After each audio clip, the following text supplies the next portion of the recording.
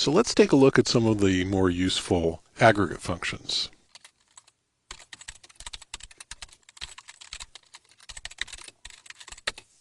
This shows us the total number of seconds of all the tracks all added together in our track table. If we want to view that in hours, minutes, and seconds,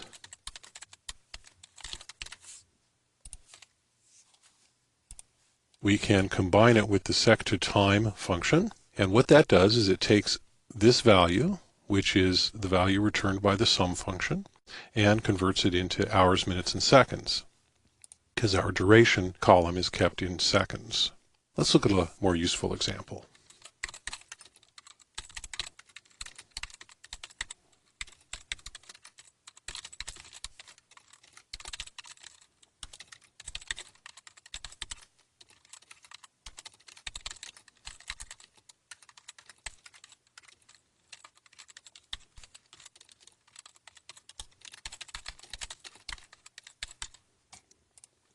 This shows us the sum of the durations per album. So this is the number of seconds of all the tracks on the Apostrophe album. This is the number of seconds of all the tracks added together on the Birds of Fire album, etc. And likewise, we can display this in hours, minutes, and seconds. And that will feed the result of the sum calculation into the sec2time function.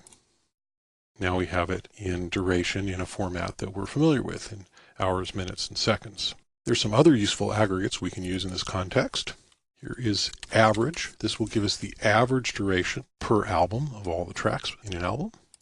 There we go. You can see that kind of blue, the Miles Davis, has a long average. And the minimum. This will give us the minimum duration, the shortest track on an album. We can see Birds of Fire has one that's just 24 seconds. And here's the max, or maximum. It's the longest track on an album. Hendrix in the West has a 13-minute one. I believe that's Red House. I could be wrong.